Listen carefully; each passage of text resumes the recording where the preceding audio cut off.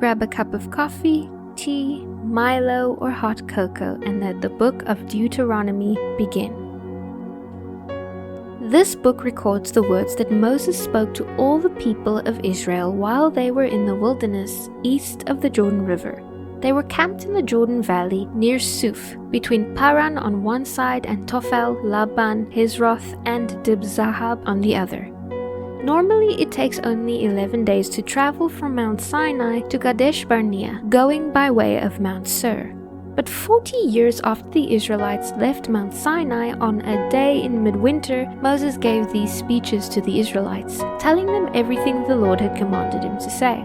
This was after he had defeated King Sihon of the Amorites, who had ruled in Heshbon, and King Og of Bashan, who had ruled in Ashtaroth and Edrei. So Moses addressed the people of Israel while they were in the land of Moab, east of the Jordan River. He began to explain the law as follows. When we were at Mount Sinai, the Lord our God said to us, "You have stayed at this mountain long enough. It is time to break camp and move on. Go to the hill country of the Amorites, and to all the neighboring regions, the Jordan Valley, the hill country, the western foothills, the Negev, and the coastal plain. Go to the land of the Canaanites and to Lebanon, and all the way to the great Euphrates River. I am giving all this land to you. Go in and occupy it, for it is the land the Lord swore to give to your ancestors Abraham, Isaac, and Jacob, and to all their descendants. At that time I told you, you are too great a burden for me to carry all by myself. The Lord your God has made you as numerous as the stars, and may the Lord, the God of your ancestors, multiply you 1,000 times more and bless you as he promised. But how can I settle all your quarrels and problems by myself? Choose some men from each tribe who have wisdom, understanding, and a good reputation, and I will appoint them as your leaders." You agreed that my plan was a good one. So I took the wise and respected men you had selected from your tribes and appointed them to serve as judges and officials over you. Some were responsible for 1,000 people, some for 100, some for 50, and some for 10. I instructed the judges, you must be perfectly fair at all times, not only to fellow Israelites, but also to the foreigners living among you. When you make decisions, never favor those who are rich. Be fair to the lowly and great alike. Don't be afraid of how they will react, for you are judging in the place of God. Bring me any cases that are too difficult for you, and I will handle them. And at that time I gave you instructions about everything you were to do. Then, just as the Lord our God directed us, we left Mount Sinai and traveled through the great and terrifying wilderness, which you yourselves saw, and headed toward the hill country of the Amorites. When we arrived at Kadesh Barnea, I said to you, "You have now reached the land that the Lord our God is giving us. Look, he has placed it in front of you. Go and occupy it as the Lord, the God of your ancestors, has promised you. Don't be afraid. Don't be discouraged." But you responded, "First, let's send out scouts to explore the land for us. They will advise us on the best route to take and decide which towns we should capture." This seemed like a good idea to me, so I chose 12 scouts, one from each of your tribes. They crossed into the hills and came to the valley of Eshcol and explored it. They picked some of its fruits and brought it back to us, and they reported that the land the Lord our God had given us was indeed a good land. But you rebelled against the command of the Lord your God and refused to go. You murmured and complained in your tents and said, "The Lord must hate us, bringing us here from Egypt to be slaughtered by these Amorites. How could we go? Our scouts have demoralized us with their report. They say that the people of the land are taller and more powerful than we are, and that the walls of their towns rise high into the sky. They have even seen giants there, the descendants of Anak. But I said to you, don't be afraid. The Lord your God is going before you. He will fight for you, just as you saw him do in Egypt. And you saw how the Lord your God cared for you again and again here in the wilderness, just as a father cares for his child. Now he has brought you to this place, but even after he did, you refused to trust the Lord your God, who goes before you looking for the best places to camp, guiding you by a pillar of fire at night and a pillar of cloud by day. When the Lord heard your complaining, he became very angry. So he solemnly swore, "Not one of you from this entire wicked generation will live to see the good land I swore to give your ancestors, except Caleb son of Jephunneh. He will see this land because he has followed the Lord completely. I will give to him and his descendants some of the land he walked over during his scouting mission." And the Lord was also angry with me because of you.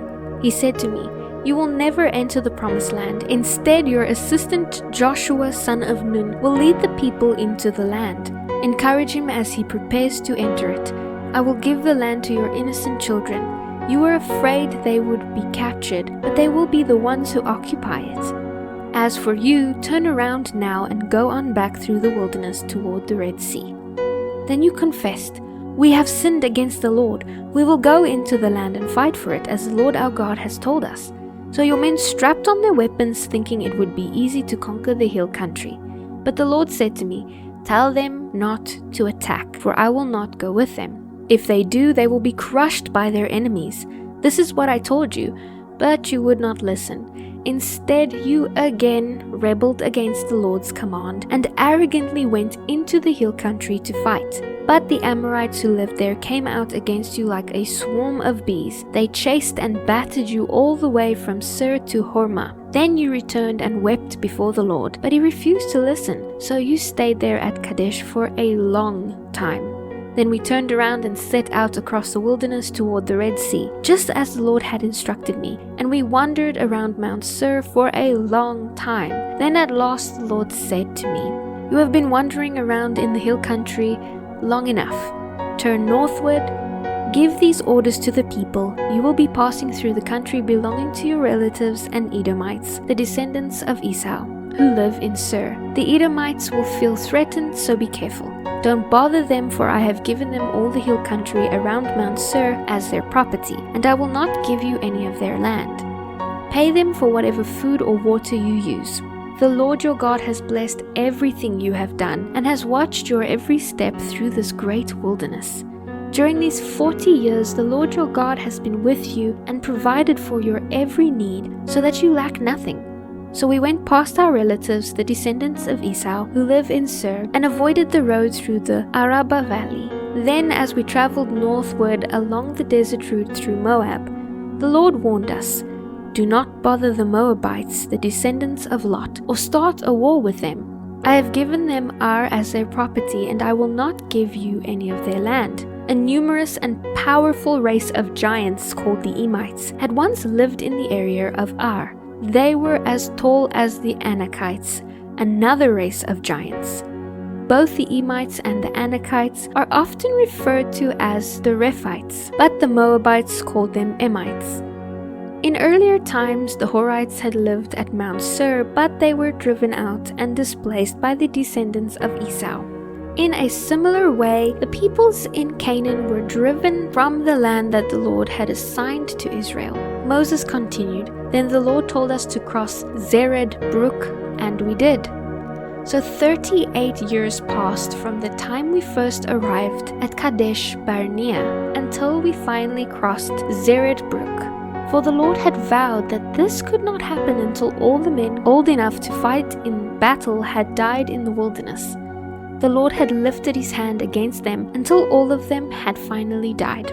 When all the men of fighting age had died, the Lord said to me, "Today you will cross the border of Moab at Ar and enter the land of Ammon. But do not bother the Ammonites, the descendants of Lot, or start a war with them. I have given the land of Ammon to them as their property and will not give you any of their land."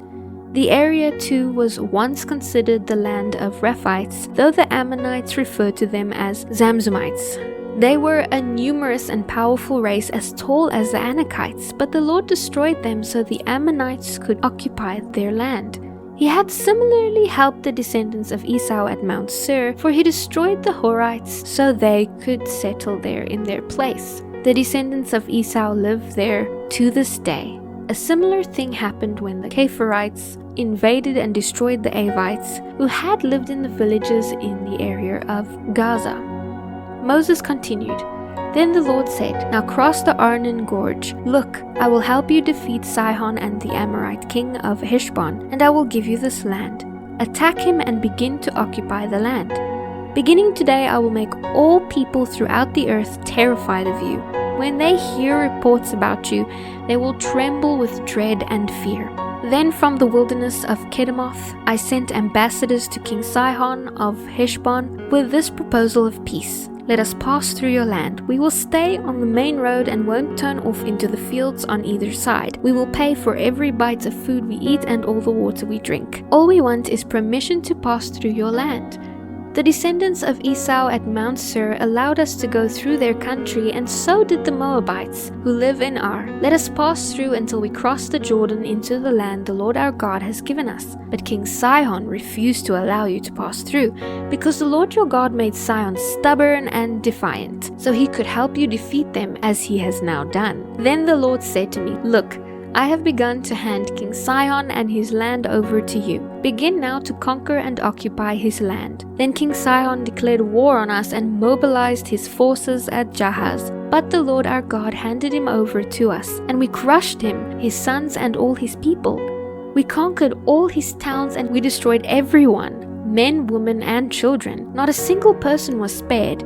We took all the livestock as plunder for ourselves, along with anything of value for the towns we ransacked. The Lord our God helped us conquer Aroer on the edge of the Arnon Gorge, the town in the gorge, and the whole area as far as Gilead. No town had walls too strong for us.